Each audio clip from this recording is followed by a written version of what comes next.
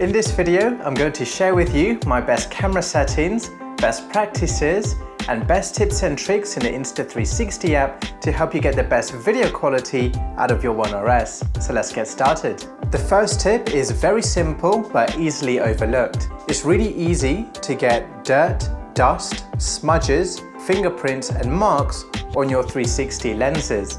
So make sure to use the Insta360 cleaning cloth which came with your One RS and clean your lenses before you start filming. Lenses are like windows. If you look through a dirty window, then the view is not going to look very good.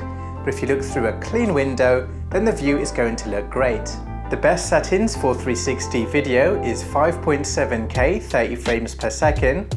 5.7K will give you the most detail in your 360 video, and 30 frames per second will give you the smoothest video possible. This is because 30 frames per second will give flow state stabilization more frames to work with, which is more information to make your video smoother. Set the sharpness to medium to get the most natural look.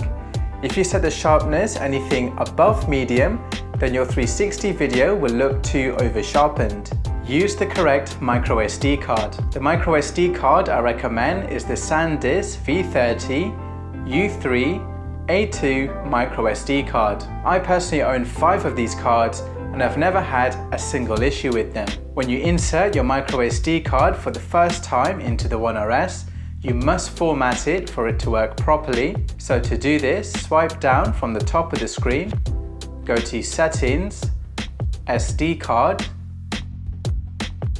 Format SD card, and now your MicroSD card is ready to use with your One RS. The quickest way to set the correct exposure in daylight is to switch to auto exposure mode, then make sure exposure compensation is set to 0. Then the One RS will pick the ISO and shutter speed automatically to give you the best exposure. You can press record on the One RS and then the ISO and shutter speed will change automatically as the lighting in the environment changes. But if you want the One RS to keep the ISO and shutter speed values consistent, even though the lighting in the environment changes, then switch over to manual exposure mode.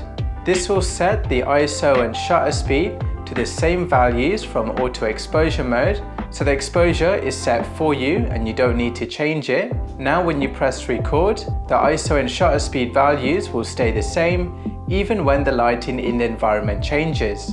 And this will give you a more professional look in your video because you won't see the exposure jump from darker to brighter or brighter to darker as you move through different areas in your scene. Just remember that every time you want to expose your scene correctly, jump into auto exposure mode, let the One RS pick the correct ISO and shutter speed, then jump back into manual exposure mode to lock the ISO and shutter speed in place. For a professional look, it's best to set the white balance manually so you don't see color temperature shifts in your video. To judge the correct white balance, just scroll through the white balance settings until the preview is not too cool or too warm.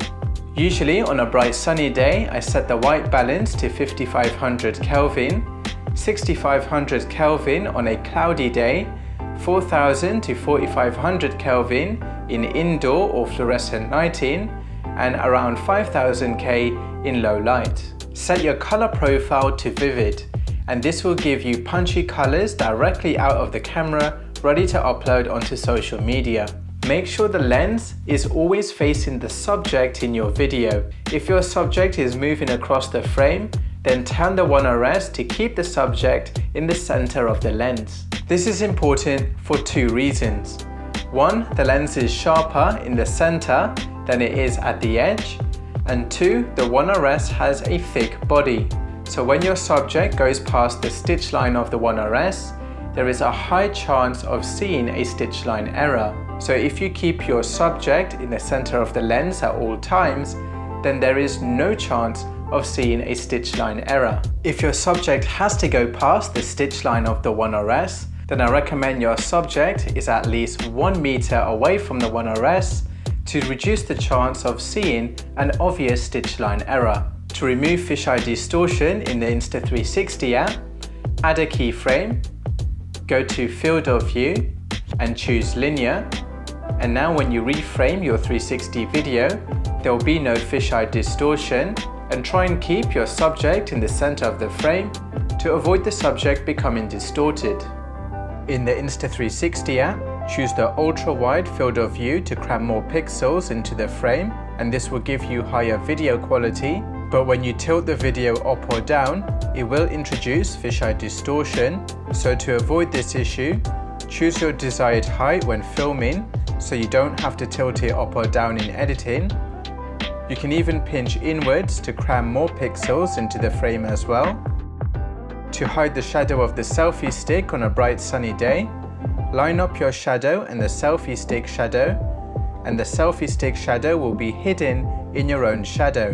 In the Insta360 app for iOS, use the adjustment tool to lift the shadows in a high contrast situation. Go to the shadow setting, reduce the shadows by 25 to 50%, and now your video will appear brighter and show more detail.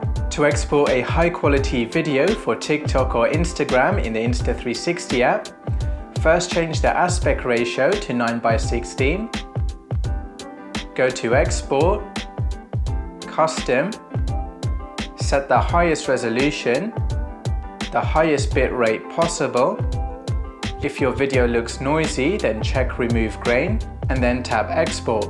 When the video has finished exporting, it will be saved to your phone album, ready to upload onto social media. And that's it for this video. If you learned something new, then hit the like button, subscribe for more 360 tutorials, and I'll see you in the next video.